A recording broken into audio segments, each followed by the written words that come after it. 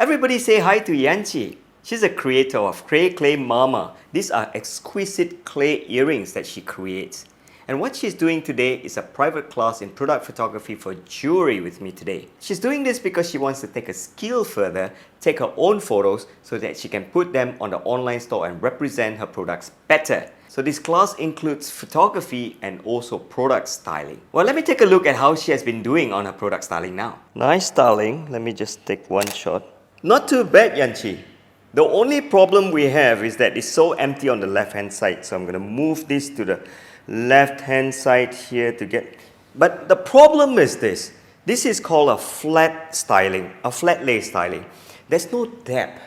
So when you take shots looking like this, it's just going to not make use of the front layer and the background layer. And you cannot add lights to the back of things. So things will look kind of flat. In this lesson, we'll learn how to do background styling and add lights and make things look three-dimensional in your photo shoot. Action! So instead of putting the earrings flat on a piece of cloth, you get no depth. One of the best ways to do product photography is to make use of the background, which can act as a depth. So I was thinking that hang the earrings on a leaf like this. And that way when I shoot from the front, I can create more depth at the background for me to put props. So when you want to style the background, you need to know the creator's theme. So I asked Yanchi, hey, what is the theme or the name of this collection for this earring? She said Sunday brunch. So I was thinking this should be suitable props. A cup of tea, her leather diary and a beautiful pen, some food, crackers, this fragrant oil burner. And it's always the aim to get bright background, so a table lamp like this helps. And here's the new dilemma. Whenever you have background, you need to separate the light source of the subject from the background. That way your subject will pop, so we need 3 LED lights. And one of the most annoying thing about setting up or decorating a background is that you always need to put it there, come to the camera to see whether you see it nice. Instead of doing this, make sure that you mount your camera to a tripod and turn on the live view mode. That way you can see exactly what you see in the background. So let's get started with the styling. Oh hey, this is an important thing that you must know. Instead of styling and then coming to the camera, get your camera to the composition and angle that you like. This is the height and this is the angle. And only then you start putting in the product and style the background. So for ease of learning, my camera on the tripod, I'm going to be recording the video from there so you can see exactly what the camera will be seeing. So I'm going to put the product first. And can we see the product? No, too high. So that's why I always get things like apple box or stool like this.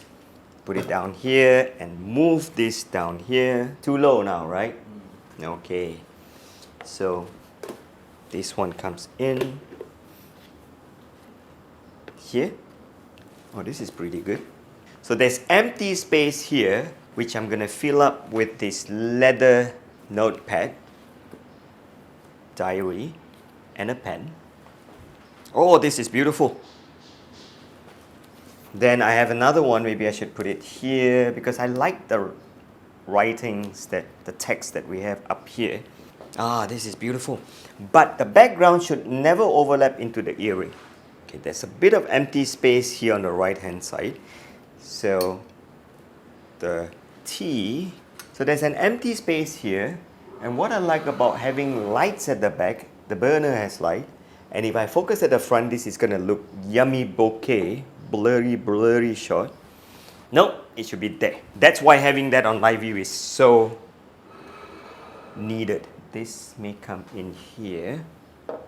No, this is just going to overlap onto the earring and be annoying. So I'm going to close this gap and remove the biscuit and the earring. Got to be this angle. Perfect. If there's anything that I don't like about this shot, is so much of white here, so maybe I move this back a little bit. Alright, so the earring now is on rule of third. This is perfect. So we got the background style perfectly to complement the clear earring at the front. What's left is to take a shot in natural lighting and know how much of light to add in.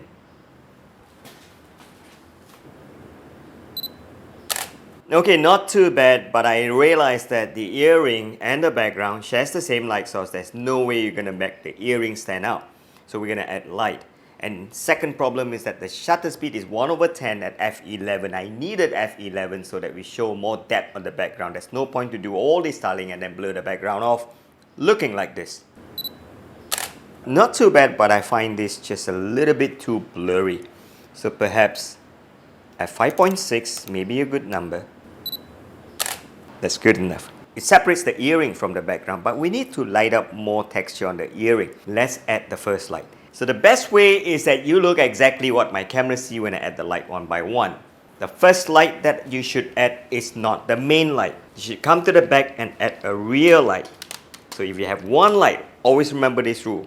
Add the rear light. So I'm going to come here, add this light. I don't like this LED because it cannot change the color temperature. So I'm going to change to one that does. So if we look at this particular unit, it has two knobs. One is the color temperature, the other one is how bright the intensity of the light is. The aim here that I add this is so that we get a little bit of a rim at the edge of the clear earring, and at the same time light up these whole leaves here so that it looks more greenish and backlit. Make this warmer.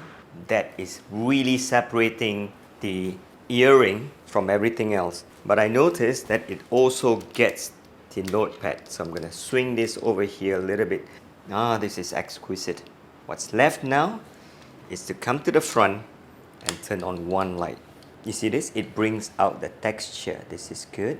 So there's a little bit of leaf here that gives it that gobo lighting effect that you learn. So remember this episode where you learn how to light up your citruses by using leaves as a gobo. So we call that gobo lighting. And there's a leaf here. So you notice that it actually diffuses the earrings lighting a little bit. That's quite nice. Cause a little bit of lighting interference there. So we are good. Looks like we have a shot now. So I'm gonna have another light here. So always remember this rule. You can just keep on adding light and they'll be nicer. But at one point you want to stop because the lighting cost and investment is just a bit too high. But I've been given the budget of 3 lights. We're going to use the budget of 3 lights for Clay Mama. Add one more here just to bring out that extra edge at the corner. And one thing about LED light, you need to mount them on swivels so that you can do something like a vertical lighting.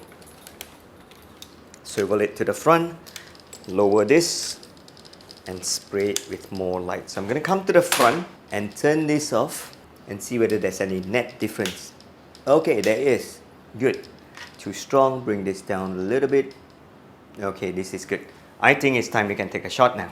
And I'm going to be shooting in manual mode on a Canon now. Oh, if you're watching this on an all access account, you might want to head on to this lesson here. It's called the Snappy series of all about photography exposure. We have uploaded new videos on how to shoot in full manual exposure and also aperture priority with a full workflow of auto ISO and set the limits and all that. Head on to this video lesson now. So back to this. So it's f5.6.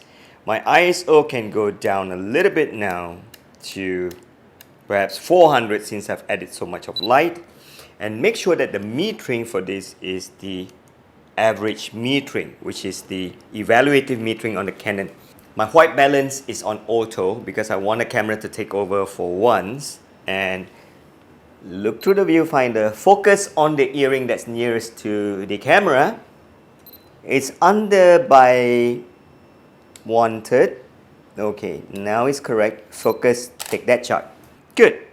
A little bit dark on that earring there, which means that this light needs to come to the front a little bit. Or we can take this light and put it the other side. Either way is fine. Rotate this a little bit. Okay, this is good. Focus and take that shot. This is beautiful. My only complaint is that it's overexposed on this right earring here and the paper notepad at the back is too bright. So I've got no choice. I've got to take this and move it to the left hand side. Okay, this will be just good. Done. Now I wonder what it looks like without each light. Get a habit of doing that so that you're continuous learning how to improve your exposure. Off the main light, take a shot. Oh, looks like shit now.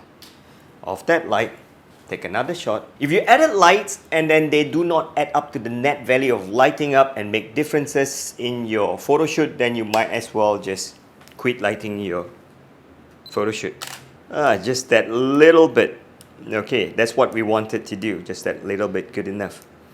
And let's see what happens when we off this light. Ooh. Oh hey, before we go, one important thing. Get rid of the tripod, unmount the camera from the tripod, go free and get a few different angles after you've done this. The last thing you want to do is do all this setup and just take one angle and the client say, hey, I love this, do you have more angles? Okay, so this is what we're going to do. Viewers, I hope you enjoyed today's lesson. This lesson was originally broadcasted on our Premium Courses e-learning website here. What is Premium Courses? These are quality e-learning photography video lessons uploaded every week to our website. So subscribers just need to pay $39 for the whole year. That's right, because originally it was $99. But a lot of viewers write to us saying that, you know what, I love this. My friends say this Premium Courses is good, but I lost my job and I want to learn a new skill. So out of fairness, we want you to continue learning. That's why Premium Courses now is just $39 a year. So hurry, head on to this link, sign up and continue learning photography every week and be good in every genre.